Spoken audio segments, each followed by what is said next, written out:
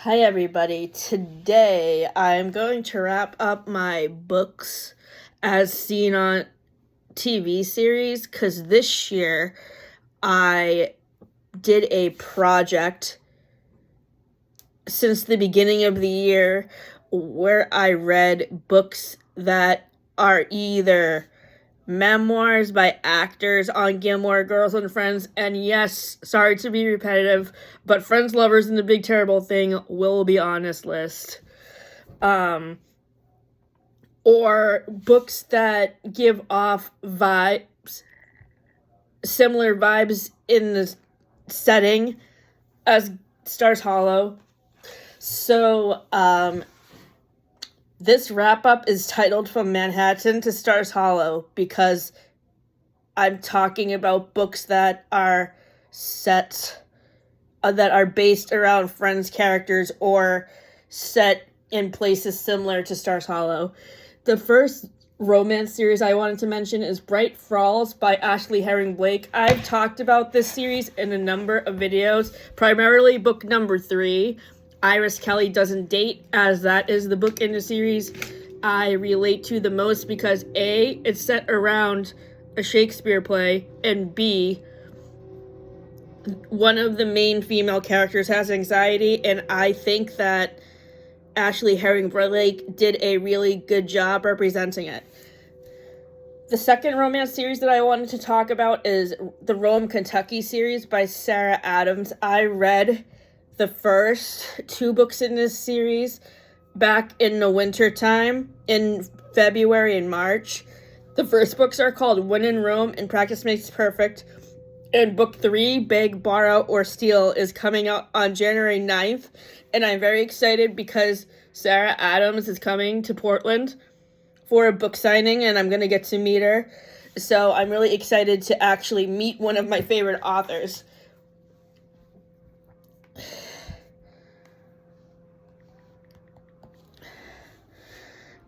So as far as memoirs go, for nonfiction November, I picked up a few different memoirs that are representative of characters from Friends. And actually, they are centered around one character, and that's Monica.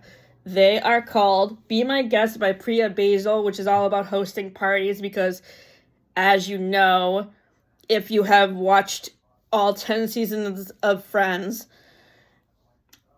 most of the parties that they have are set in Monica and Rachel's / Monica and Chandler's apartment because once they get engaged, Monica and Chandler move in together and Rachel moves in with Phoebe or Ross or Joey.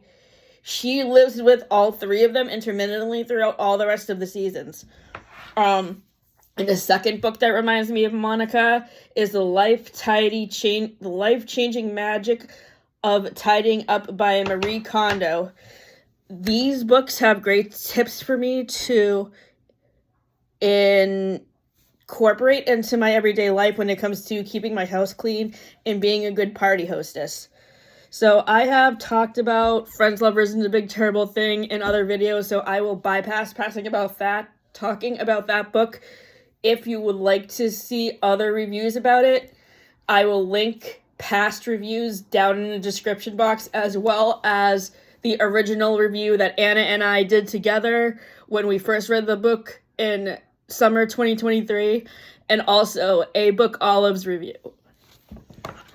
The next memoir that I read is called The Third Gilmore Girl, which is Kelly Bishop's memoir. This book was released on September 17th. Kelly Bishop played Emily Gilmore on Gilmore Girls, Lorelai's mother, and her relationship with Lorelai is as contentious, if not a little bit more contentious, than Judy and Monica's relationship on Friends. But I think Emily is a little bit nicer than Judy. One thing I hate about Judy Geller's character is that she's really mean to Monica for no reason, except for Ross being the golden child and a number 1 kid, which is stupid. She should have not played favorites. So before she was on Gilmore Girls, Kelly Bishop originated the role of Sheila in the Broadway musical A Chorus Line, so I especially liked the section in the book where she talked about that. The next memoir that I wanted to talk about is You Never Know, which is Tom Selleck's memoir. Tom Selleck played Richard Burke, Monica's boyfriend in seasons 1 and 2. He is a friend of Monica's dad. And when I was younger, watching the series as a teenager, I thought Monica and Richard were a cute couple. But as re-watching this series as an adult, I think their relationship is a little bit weird because of the age gap. Sure. And whatever romantic scenes they did have together, I thought they were sweet. But in general, I just thought that Monica should have dated somebody her own age. She does attempt to start a relationship with his son in the one with Chandler in a box. But I don't think that relationship lasts very long because I think his son is grossed out by the fact that Monica dated his dad, which is sad because I would have loved to see them together, and I would have loved to see like a cut scene with Chandler and Kathy and Monica and Tim going on a date. That would have been interesting to see. The final memoir that I wanted to talk about is Crying in H Mart by Michelle Zanyar. This is about the lead musician of Japanese Breakfast, and her relationship with her mom who died of cancer. And it's centered around her Korean heritage and all of the food that they eat. And this actually reminds me of a episode of Gilmore Girls that I just watched on Friday afternoon called the one with the deep fried Korean Thanksgiving, where Lorelai and Rory go to 4 different Thanksgiving dinners. One at Lane's, one at Suki's, one at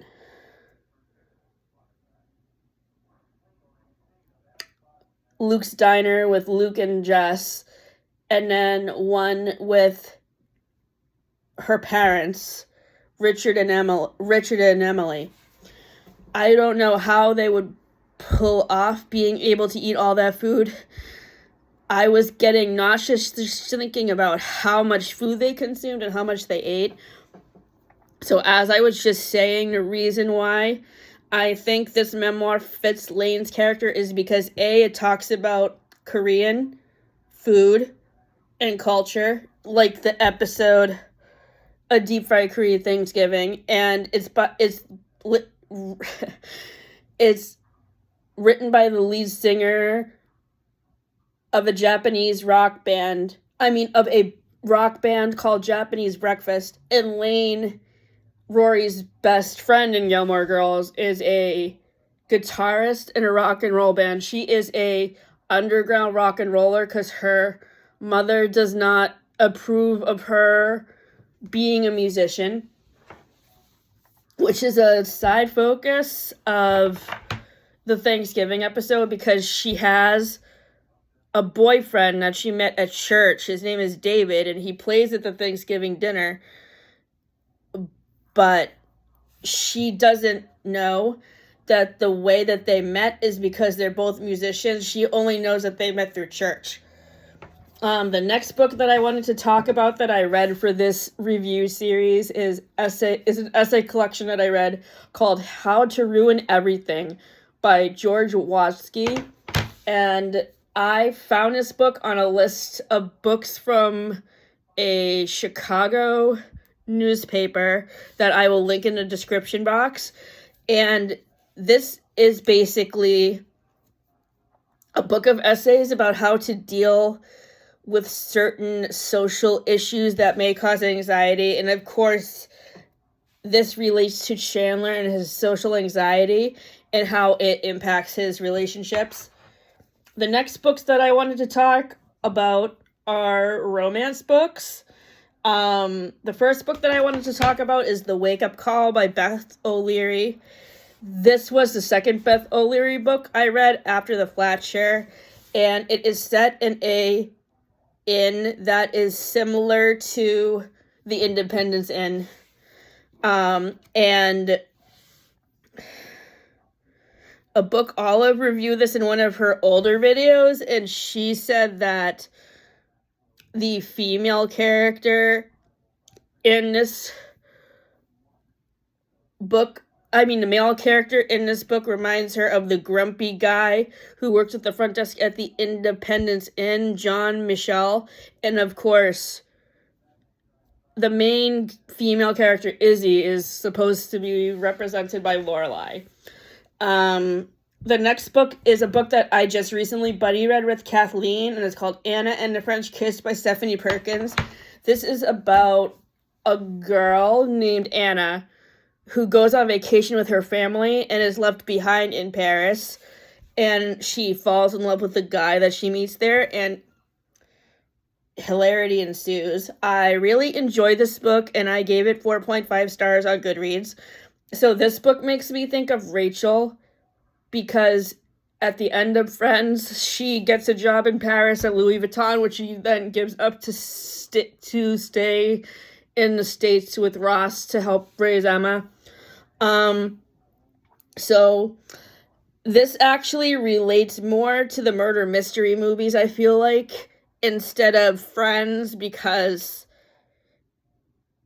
the second murder mystery movie is actually set in Paris, and I'm still counting this in the Friends list because the murder mystery movie star Jennifer Aniston and Adam Sandler. Classics that I read from Haley Pham's Reading Like Rory Gilmore for a Week video include And Then There Were None by Agatha Christie, which I just showed in my recent book haul video. I got this book for Christmas from Kathleen. Thank you, Kathleen. And I gave this book an A- because, and 5 stars on Goodreads, because the mystery is fun to go back and solve again and again, even though you know how things are going to work out. The next book that I read in this video that Haley did was The Bell Jar by Sylvia Plath. And this is kind of like a memoir of Sylvia Plath's life and how she had depression. And it was a very interesting insight into somebody who has a mental illness. Like, for some reason, I enjoyed this book better than My Year of Rest and Relaxation by Ostesha Moshfegh, which I read in February.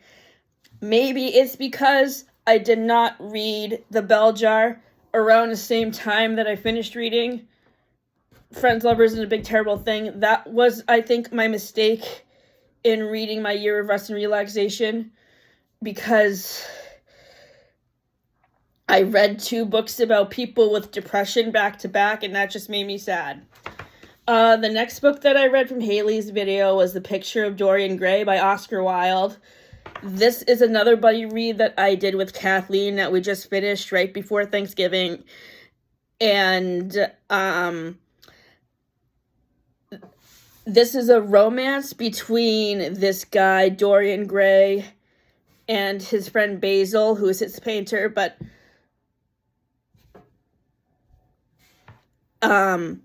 Dorian is self-absorbed, and he does not realize that Basil is in love with him until, like, close to the end of the book. And I don't want to spoil what happens and how messy things get, but Dorian Gray is the most messy, convoluted character I've ever read about. He's also very pretentious, and I hated him. So I gave this book 2.5 to 3 stars on Goodreads. Classics that I have read that are on Friends are Jane Eyre by Charlotte Bronte, which I liked in the beginning, but then I had to DNF it because the plot just got stagnated and I got bored. Then I read Jane Wuthering Heights, which I also had to DNF. And interestingly, this couple in Wuthering Heights, Heathcliff and Catherine, remind me of Rachel and Ross. And honestly, that's why I didn't want to finish this book, because it made me think of that book. It made me think of them too much, and how they spend a whole series being toxic towards each other until they have Emma. That's when I started to like Ross a lot better, was after they had Emma. The rest of the time, I really couldn't stand him, and I thought he was annoying. I love David Schwimmer as an actor, but I just had a lot of issues with Ross and how he treated people. The next classic that I read... Okay, so... Excuse me, I forgot to mention which episode of Friends these books appeared in. The episode of Friends that these two books appeared in, or were mentioned in, I should say. They didn't really appear, they were mentioned. It was the one with Ross's sandwich, where Ross has his mental breakdown about his coworker eating his Thanksgiving Day leftover sandwich. The side plot of this episode is that Monica, Rachel, and Phoebe all take a literature class at the new school where they read Wuthering Heights and Jane Eyre. The next classic I wanted to mention that was mentioned on Friends is called Little Women, and I mentioned Little Women in my end of the year book tag video, which was from a couple of days ago, where I mentioned books that made me cry, because I always cry at the part where Beth dies. So I gave Little Women 3.5 to 4 stars. The reason why I gave it 3.5 is because of the love triangle between Amy, Jo, and Rory. And Little Women is featured in the episode where Joey and Rachel trade books with each other. Joey reads Little Women, and Rachel reads The Shining by Stephen King. And Matt and I read Stephen King together, read The Shining together, and watched the movie during Halloween, and we discussed that in our October wrap-up video, so I will link that video in the description, as well as Haley's Rory Gilmore video and the links to the book recommendations list for Friends and Gilmore Girls that I got the rest of these books from. Other classics that I read that were on TV shows that actors and friends were on. Oh, sorry. The episode of Friends that Little Women in The Shining are featured in is season 3, episode 13. The one where Monica and Richard are just friends. So, 2 classics that were mentioned in shows that were on TV after Friends ended that Friends actors starred in were Joey season 1, episode 4. Joey in the book club, where Joey has a book club with his nephew Michael, who is in college, so that way he can obviously meet women. And they read Pride and Prejudice, and Pride and Prejudice was my favorite classic book that I read all year this year, because I love the relationship dynamic between Mr. Darcy and Elizabeth Bennet, and Naomi Novik, one of my favorite romance writers, fantasy writers, she came out with a short story anthology in October called Buried Deep in Other Stories, and my favorite short story in that collection is called Dragons and Decorum, which is basically Elizabeth Bennet and Mr. Darcy as dragon fighters. So it's Fourth Wing and Pride and Prejudice, which was an awesome combination, I thought. And then the other classic book that is mentioned on a TV show that a Friends actor was in after Friends ended is To Kill a Mockingbird. And this is in season 6 of Cougar Town, right towards the end of the season. The episode is called Climb That Hill. And it's where Jules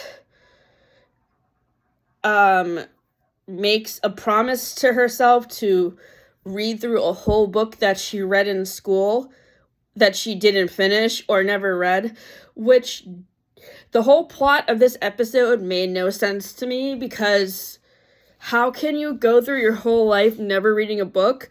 Like, was she illiterate? Did she just choose not to do any assignments for English class? Like, the whole plot of that episode really confused me, because the book that is read in this episode is To Kill a Mockingbird, and that book is not even very long. It's like 300 pages. It's not long like War and Peace, because War and Peace is like 1,000 pages from what I've heard. And I also gave I'm sorry. I also gave To Kill a Mockingbird 4.5 stars on Goodreads. So, as another side project this year, I did a TBR where I reread books I read in school and to give them a second chance, because there were some books I didn't like and there were some books I did like. This was one of the books in that TBR that I actually did like, and my opinion still stands. I still like it. I still love the relationship between Scout and her brother Jem, and Scout and Boo Radley. But other opinions of other books in that TBR, I will wrap up that TBR in a different video, because I have so much to talk about all of those books. Oh my goodness. For general fiction books I read for this TBR, I read a book called The Knockoff by Lucy Sykes, and as I was just saying, this is in that list I found that was from the Chicago newspaper that I'll link in the description. This book describes Rachel. It's set in the modern day, and it's about a girl who loses her job at a fashion magazine because she loses it to a girl who wants to, like, redesign the whole company and make it more tech-friendly. So I think this book is a really good representation of Rachel, and how, if Friends was still on TV, I think she would do a really good job of bringing Bloomingdale's or Louis Vuitton or whatever store she was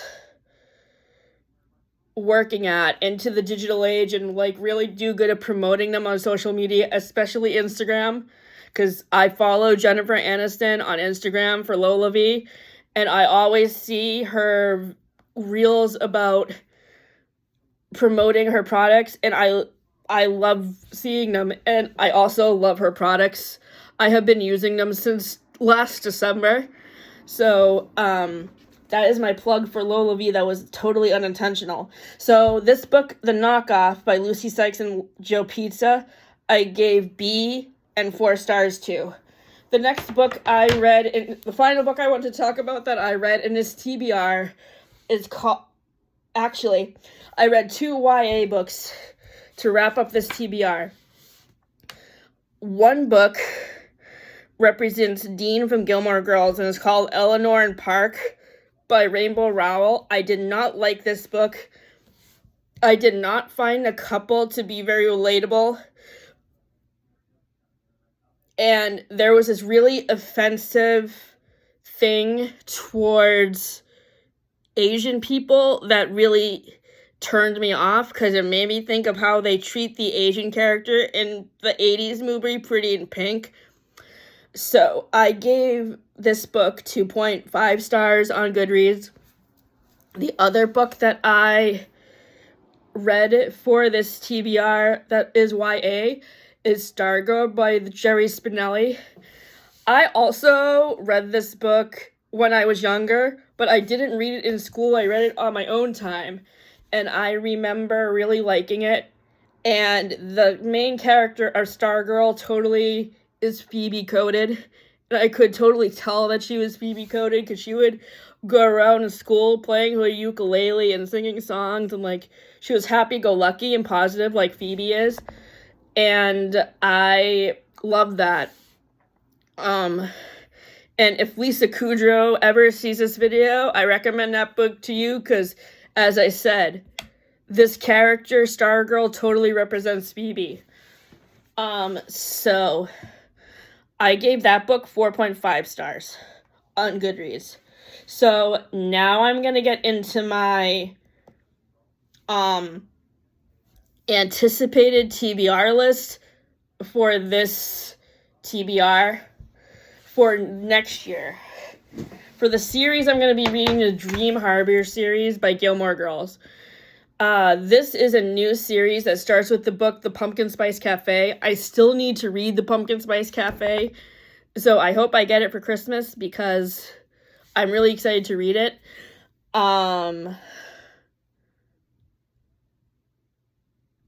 So this series is set in a town that is very similar to Stars Hollow. I don't know what state it's supposed to be set in because I haven't read the books yet.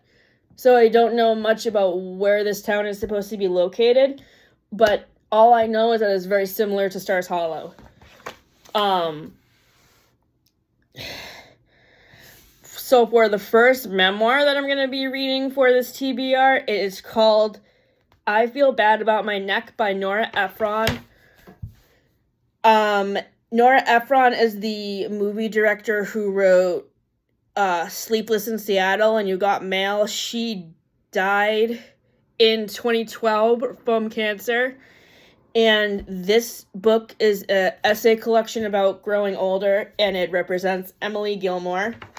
The next memoir I'm going to be reading is Sapphires and Garlic by Ruth Ritchie. This book was recommended to me by ABookOlive, and it is a book. It is a book written by a food critic for the New York Times. And when Olive was reviewing it, she was saying that it reminded her of the scene in Mrs. Doubtfire where Robin Williams is being transformed into the old lady costume, because this lady, who is the food critic, has to dress up as different people when she goes to do her food reviews, so that way she doesn't get free food because people won't be able to tell she's a food critic. So the inner theater person in me who loves to perform is going to love this book, and I thank Olive for the recommendation. And this book can represent one of two characters, Monica, because in an episode of Friends I recently watched, she is a food critic. I don't remember if it's for the New York Times or the New York Post, but she gives a restaurant a really bad review, and the guy who owns the restaurant actually comes over to her apartment to yell at her for the bad review, which I actually didn't think was very professional. He should have talked to her on the phone instead of showing up at her house. Like, I can't see how that's appropriate. And I think Monica probably felt the same way.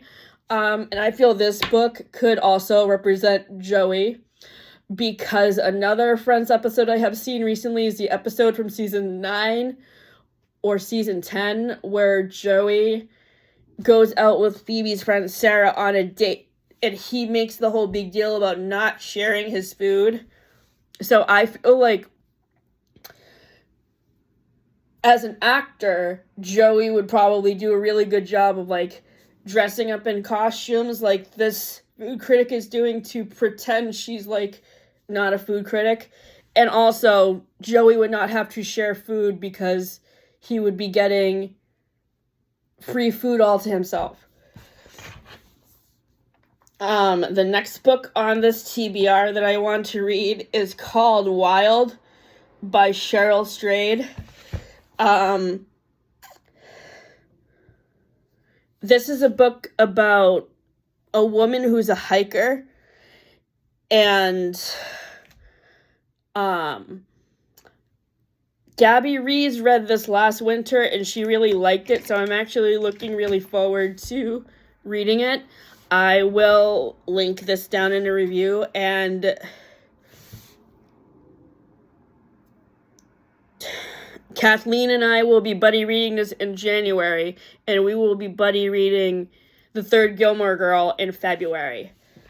The next book in this TBR that I'm going to be reading is The Dinosaur Artist, and clearly this book is Ross coded. It's the book that is under Ross's name in the books as Friends Characters list in the Chicago newspaper that I'm linking in the description. And it's basically a science book about paleontology and dinosaurs, and Ross would definitely like this book. So if David Schwimmer were to see this video, he should read this book. And let me know what you think if you watch this video. The next book on this TBR is a graphic novel. It's called Manfred the Man this book represents Phoebe. If you want to know the synopsis of it, the link describing it is in the description box below. And the final book on this TBR is a general fiction book. It's called Empire Falls by Richard Russo, who is a local author in Portland. So I'm excited to read this book. His daughter owns the bookstore that I go to book club at. So this book also has a local connection to where I live. And it represents Luke from Gilmore Girls because it's set in a diner.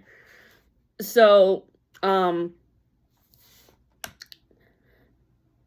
if you have read any of the books that I mentioned, let me know what you think of them. If you have any other recommendations for books that you have read that describe characters from Gilmore Girls and Friends, let me know. Another memoir that I have read that's generally focused around Friends is directed by James Burrows, which is about one of the directors of Friends. It's a memoir of all of the shows he directed. He directed a lot of TV shows that were on from the 70s to the current day. Besides Friends, he also directed Mike and Molly, Frasier, The Mary Tyler Moore Show, and Will and Grace, to name a few. So that's another book you should definitely check out if you are a fan of any of those shows or any of the other shows that he directed during the past several decades. Thank you for tuning in. Have a great weekend.